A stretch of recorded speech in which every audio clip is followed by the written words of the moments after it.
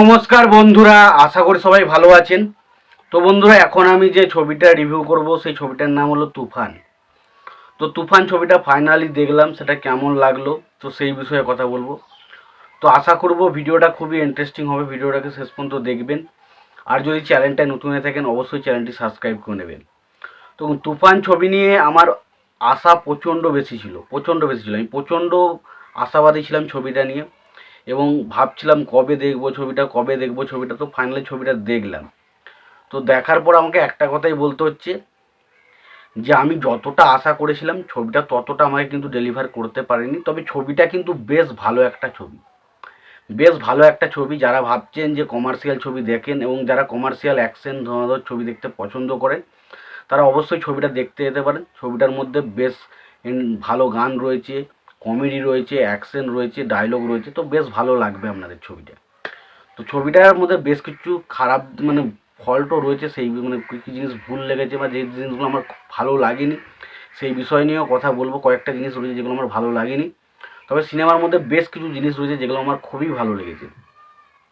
প্রথম হচ্ছে এই সিনেমার যদি যেটা আমার সবচেয়ে বেশি ভালো লেগেছে সেটা বলার আগে প্রথমে ছোট্ট করে যদি গল্পটা বলি। তো এখানে এই যে তুফান ক্যারেক্টারটা এত বড় একটা গ্যাংস্টারে পরিণত হয়েছে এবং তার চরিত্রটা একটা রাক্ষস চরিত্রে পরিণত হচ্ছে। কীভাবে সে রাক্ষস চরিত্রে পরিণত হচ্ছে, তার পেছনে মোটিভ কী, কারণ কী, এবং সে কিভাবে একটা পুরো বাংলা পুরো ভারতবর্ষ তার হাতের মুঠোয় চলে এসে, গোটা পৃথিবী তার হাতের মুঠোয় চলে এসছে। তো সেই বিষয় নিয়েই হচ্ছে সিনেমা। এর থেকে বেশি কিছু জানতে হলে অবশ্যই সিনেমা হলে গিয়ে সিনেমাটা দেখতে হবে। এবার আসি মেন বিষয়বস্তু। প্রথম আমার যেটা সবচেয়ে ভালো লেগেছে, দেখুন, একটা বাংলা ছবিতে যে ধরনের কমার্শিয়াল ছবি বানানো হয় বা যেভাবে লোকেশনগুলো বা জায়গাগুলো বা সিনেমার কাজ বা ক্যামেরার কাজগুলো বলুন বা কালার গ্রেডিংয়ের কাজগুলো যেভাবে থাকে, তার তুলনায় এটা কিন্তু অনেকটা ভালো।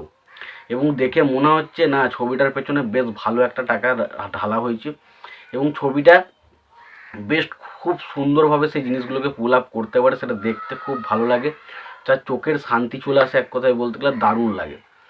দ্বিতীয় আমার যেটা সবচেয়ে বেস্ট লেগেছে সেটা হচ্ছে চঞ্চল চৌধুরীর কাজ। ভাই, হয়তো অল্প টাইম স্ক্রিন স্প্রেডেন্ট ছিল, কিন্তু ভাই যেটুকু টাইম ছিল পুরো খেয়ে নিয়েছে বলছে না।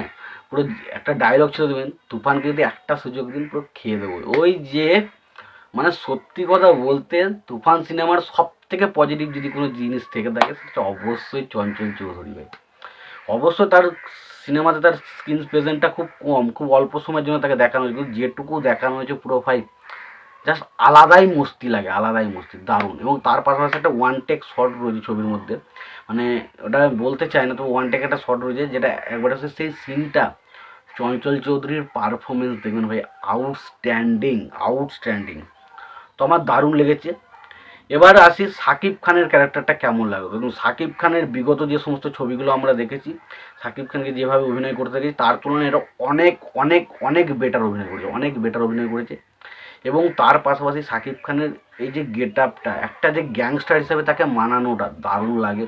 তার যে চোখ মুখের এক্সপ্রেশন দেখে বোঝা যায় যে তার চরিত্রটা কতটা খোকার চরিত্র, এবং তার চোখ মুখ, তার যে বডি ল্যাঙ্গুয়েজ দেখে বুঝতে পারবেন চরিত্রটা কতটা হিংস্র, কতটা রাক্ষসে চরিত্র। সেই জিনিসটা কিন্তু ছবির মধ্যে তার যে ডায়লগ ডেলিভারি বলুন বা চোখ মুখের এক্সপ্রেশন বলুন বা তার বডি ল্যাঙ্গুয়েজ বলুন, সেটা দেখে পরিষ্কার হয়। তো সত্যি কথা বলতে সেগুলো বেশ ভালো। ছবির কিছু অ্যাকশন সিন রয়েছে যেগুলো কিন্তু দেখতে আমার বেশ ভালো লেগেছে। প্রথম সিনে একটা জায়গায় রয়েছে, একটা পলিটিক্যাল জায়গায় যে অ্যাকশনটা হচ্ছে সেই সিনটা দেখতে বেশ ভালো লাগে। লাস্টে ক্লাইম্যাক্সের কিছু অ্যাকশন সিন রয়েছে, সেগুলো দেখতে খুব ভালো লাগে। লাস্টে একটা পোস্ট ক্রেডিট সিন রয়েছে, সেটা কিন্তু বেশ ভালো। এবং তুফান পার্ট 2 ছবিটা দেখার জন্য কিন্তু সেই জিনিসটা এক্সাইটেড করতে পারে, সেটা একটা কিন্তু বেশ ভালো। এবার যদি সিনেমার ব্যাকগ্রাউন্ড মিউজিকের কথা আসে, ব্যাকগ্রাউন্ড মিউজিক যেমন এক্সট্রা অর্ডিনারি কিছু মনে হয়নি, তবে ব্যাকগ্রাউন্ড মিউজিক বেশ ভালো। যে ধরনের ব্যাকগ্রাউন্ড মিউজিক হওয়া দরকার এবং যেভাবে একটা, সেগুলো কিন্তু বেশ ভালো। অনেকে বলছে এই ব্যাকগ্রাউন্ড মিউজিকের সাথে অনেকে TRRR বলুন বা KGF বলুন বা পুষ্পা বলুন বা অ্যানিমেল ছবি বলুন বা জেলার বলুন বা জওয়ান বলুন, যে আমাদের যে বড় বড় ছবিগুলো রিলিজ হয়েছিল সেই ছবির সাথে অনেকটা সিমিলারিটি রয়েছে। বাট দেখুন, একটা ছবি এই যেহেতু একটা গ্যাংস্টার জনরারের ছবি, সেই গ্যাংস্টার জনরারের ছবির সাথে কিছুটা সিমিলারিটি পায়, সেটা নিয়ে কোনো রকম আমার কিন্তু কোনো রকম অসুবিধা লাগেনি, আমার এমন দেখতে খুব একটা খারাপ লাগেনি, এবং বেশ আমি খুব এনজয় করেছি সিনগুলো। বাট অনেকের কিন্তু খারাপ লাগতে পারে যারা এই জিনিসগুলোকে বেশি অন্যরকমভাবে ফিল করেন, কিন্তু আমি কিন্তু সেই জায়গাগুলো বেশ এনজয় করেছি, আমার কিন্তু বেশ ভালো লেগেছে। এবার আসি ছবির গান। প্রত্যেকটা গান আমার দুর্ধর্ষ লেগেছে, দুর্ধর্ষ, দারুণ লেগেছে।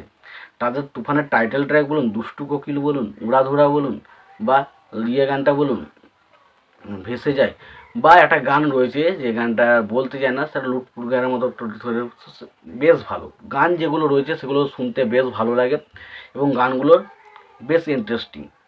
এবং তার পাশাপাশি ছবিটা বেশ একটা ইন্টারেস্টিং কমেডি, অ্যাকশন, সমস্ত দিক দিয়ে একটু ভরপুর একটা, যে কমার্শিয়াল ছবি যে ধরনের হয় সেই হিসাবে কিন্তু বেশ ভালো একটা ছবি হয়েছে।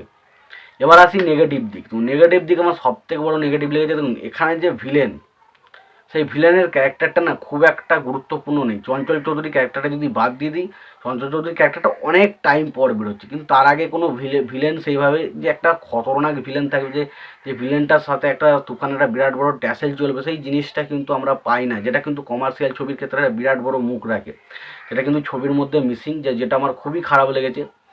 দ্বিতীয় আমার যেটা লেগেছে খারাপ, সেটা হচ্ছে যে দেখুন বন্ডিং।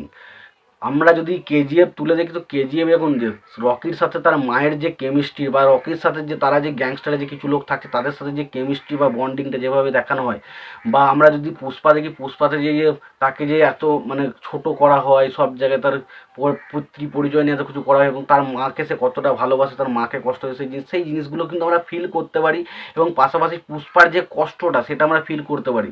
কিন্তু এখানে কিন্তু সেই সম্পর্কটা, কারোর সাথে কারোর সম্পর্ক, এখানে যে তার যে বাবা বা ক্যারেক্টার, সেই তার সাথে যে সম্পর্কগুলো, সেই সম্পর্কগুলো না কোথাও গিয়ে মনে হয় না আমাদের সাথে সেইভাবে কানেক্ট করছে না।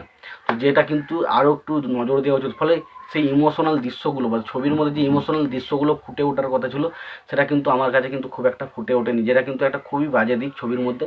এবং লাস্ট আমার যেটা সবচেয়ে বাজে লেগেছে এই সিনেমার, সেটা হচ্ছে এই ছবির দেখুন একটা গ্যাংস্টার হয়ে ওঠার পেছনে তার একটা মোটিভ থাকে, যে আমি কেন এই গ্যাংস্টার এতে যাব, আমি কেন দেশের সবার থেকে একটা উঁচু জায়গায় থাকতে যাবো, একটা পেছনে তার পেছনে একটা কিছু রিজন থাকে, যেটা আমরা পুষ্পা বলুন বা কেজিএফের ক্ষেত্রে দেখেছিলাম। কেজিএফ যদি আমরা দেখি ভালো করে, রকিং স্টার ইয়াস সে ছোটোবেলা থেকে একটা গরিবের অবস্থায় অবস্থান করেছে, এবং সেখানে তারা যে পয়সার কী জিনিস, এবং পয়সা থাকলে সেই জিনিসগুলো দেখিয়েছে, এবং তার পাশাপাশি তার মায়ের সাথে একটা সে কথা দেয় যে আমি এরকম একটা জায়গায় বড় লোক হয়ে দেখাবো, তারপর আস্তে আস্তে সেই জায়গাটা আমরা দেখতে পাই। তাছাড়া আমরা যদি পুষ্পায় দেখি, কিন্তু পুষ্পাতে যে প্রথম থেকে দেখে ছোটো একটা গরিব মানুষ তাকে যেভাবে নির্যাতন করায়, তখন সে বুঝতে পারে যে একটা পয়সাওয়ালা বা একটা মানে টাকাওয়ালা ব্যক্তি হলে তার কাছে যে কি পাওয়ারটা আসবে, সেটা কিন্তু এই মুহূর্তে তার কাছে নেই। তো সেই জিনিসগুলো সে কিন্তু বুঝতে পারে, এবং পরবর্তী সময় সে কিন্তু সেইটার প্রতি একটা মোটিভ হয়ে সে কিন্তু সেই দিকে এগোনোর চেষ্টা করে। কিন্তু অ্যাকচুয়ালি তুফান ছবিতে, সে তুফান ছবিটা কেন এত রাক্ষসের চরিত্র হচ্ছে, কেন সে গ্যাংস্টারদের মধ্যে এরকম সবাইকে এগিয়ে এসে একটা এক নম্বর হতে, যে সবাইকে নিজে রাখতে, সেই জিনিসগুলো কিন্তু অনেকটা জায়গায় আমাদেরকে ক্লিয়ার হয় না। ফলে সেই ছবিটা এত ভালো ছবি হয়েও কিন্তু অনেক সময় কিছু খুঁত থাকার জন্য ছবিটাকে দেখতে খুব একটা আহামরি লাগে না। তো এক কথায় বলতে গেলে আমার ছবিটা কিন্তু বেশ ভালো লেগেছে। যারা ছবিটা দেখতে পারেন অবশ্যই দেখতে যেতে পারেন। তবে ছবির মধ্যে বেশ কিছু ফল্ট কিন্তু অবশ্যই রয়েছে, তো সেই জিনিসগুলো আশা করব পার্ট 2 আর হবে না। তো এই ছিল মোটামুটি আমার তুফান ছবিটার রিভিউ। তো তোমাদের এই বিষয়ে কী মতামত রয়েছে অবশ্যই জানিও। ভিডিওটি পছন্দ হয়ে থাকলে লাইক কমেন্ট শেয়ার করে দিও। চ্যানেলটা যদি নতুন হয়ে থাকে অবশ্যই চ্যানেলটি সাবস্ক্রাইব করে নিয়ে পাশে বেল আইকনটা অবশ্যই প্রেস করে দিও। ভালো থেকো, সুস্থ থেকো, দেখা হচ্ছে পরের ভিডিওতে।